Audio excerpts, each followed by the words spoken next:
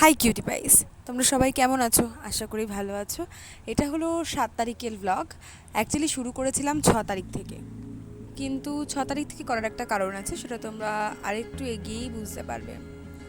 তো বিকেলবেলাতে আমি বাবার সাথে যেতাম চুচুড়া, আমার কিছু কেনাকাটি করার ছিল। কি কেনাকাটি সেটাও পরে দেখতে পারবে। তো প্রথমেই আমরা চলে গেছিলাম রেশন দোকানে। তো বাবা বলেছিল আগে রেশনটা তুলে নিই, তারপরে আমরা যাব ঘড়ির মোড়ে। তো সেখানে গিয়ে এই মন্দিরটা তোমরা দেখতেই পাচ্ছ, এটা অনেক পুরনো মন্দির। আমার যত বছর বয়স, আমি ছোটোবেলা থেকে এটা দেখছি, এটা হাটের মোড়েই রয়েছে। কিন্তু একটা জিনিস আমার ভীষণ ভালো লাগে এই জায়গাটার, হাটের মোড়ের জায়গাটাতে আমার মনে হয় একটু গ্রামের ছোঁয়া রয়েছে। যত জায়গাতেই গেছি আমি চুচুড়ায়, এই গ্রামের ছোঁয়াটা ঠিক পাওয়া যায় না। হাটের মোড়ে গেলেই বোঝা যায় যেন ওরা কত বছর পিছিয়ে আছে চুচুড়ার সাধারণ জীবনযাপন থেকে। বেশ একটু গ্রামের ছাপ, ভীষণ সুন্দর লাগে। রেশন দোকানে আমি আগে কোনোদিনও যাইনি, এই চুচুড়ায় যাওয়ার সুবাদে মনে হয় প্রথম আমার রেশন দোকানটা দেখা হলো। আমরা যে এখানে রেশন তুলি আমি এটাই জানতাম না। রেশন নেওয়া হয়ে যাওয়ার পর বাবা সব গুছিয়ে গাছিয়ে নিয়ে, মানে যে গমটা আমরা পেয়েছিলাম, তো আমাদের তো আটা লাগিয়ে প্রচুর পরিমাণে, কারণ বাবা রাতে রুটি খায়। তো সেই রুটির জন্য বাবা গম নিয়ে পাশেই আমরা গম ভাঙাই, ওই একই জায়গাতে, তাহলে আর গমটা নিয়ে বাড়িতে আসতে হয় না। ওইখানেই আমরা গমটা জমা দিয়ে দিয়েছিলাম আটার জন্য। তো তারপরে চলে গিয়েছিলাম চুচুড়া, কিছু কেনাকাটি করেছিলাম, কিন্তু সেই ক্লিপটা নেওয়া হয়নি। কী কেনাকাটি করলাম, দুটো 3/4 প্যান্ট কিনেছিলাম গেঞ্জি কাপড়ে, আর একটা সুইমিং কস্টিউম কেন সেটা দেখতে পাবে, কারণ পরের দিন 7 তারিখ খুব ইম্পর্টেন্ট একটা দিন। ওই দিন আমি প্রথম সাঁতারে, আমার ফার্স্ট ক্লাস ছিল। গেলাম, গিয়ে বেশ আমি না জলে নামার আগে একটুখানি ভিডিও করতে পেরেছিলাম। এটা পৌরসভা মিউনিসিপ্যালিটির যে শার্কস রয়েছে, শার্ক সুইমিং ক্লাব, এটা হলো সেইটা।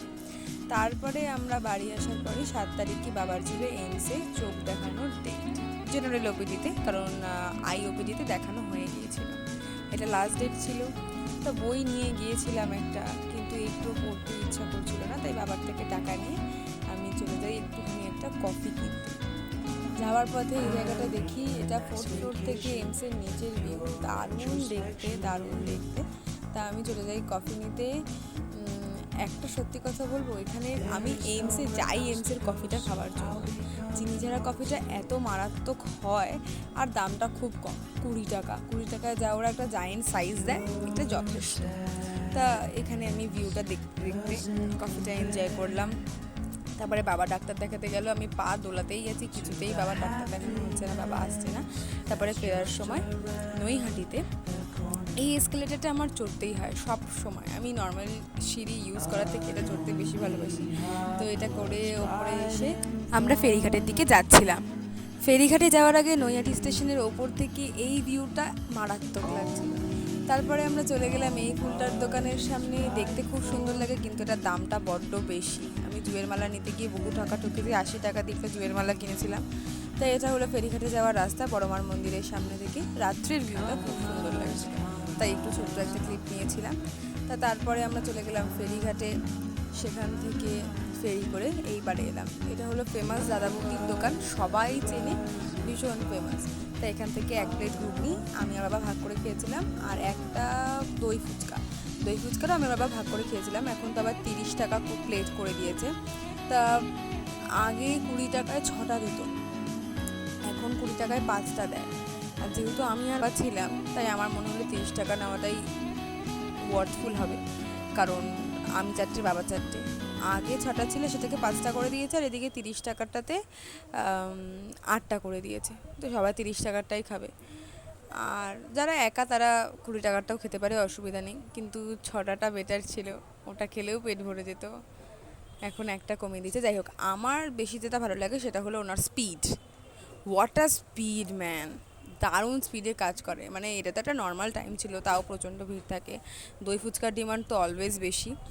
উনি যে স্পিডে কাজ করে সেটা বলার মতো না, মারাত্মক স্পিডে উনি কাজ করে। এই যেরকম এখন দই দিচ্ছে তোমরা দেখতে পাচ্ছ, প্রচণ্ড স্পিডে, আর কোনোটা মিস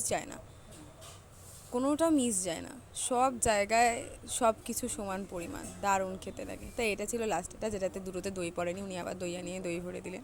এটাই উনি আমাকে দেবেন আমি জানি। তারপরে দেখলাম সত্যি সত্যি হ্যাঁ, এটাই উনি আমাকে দিচ্ছে। তা নিয়ে এলাম, তারপরে আমি আর বাবা ভাগ করে খেলাম। খেতে খেতে বাবা আবার প্লেটটাকে ঘোরাচ্ছে। আমি বললাম, তুমিও কি ব্লগ করছো নাকি? বাবা বললো, না না, ওই সমস্ত তুই কর, আমি ওই সমস্ত করবো না। বলে আজকে দিনটা শেষ হলো। Thank you.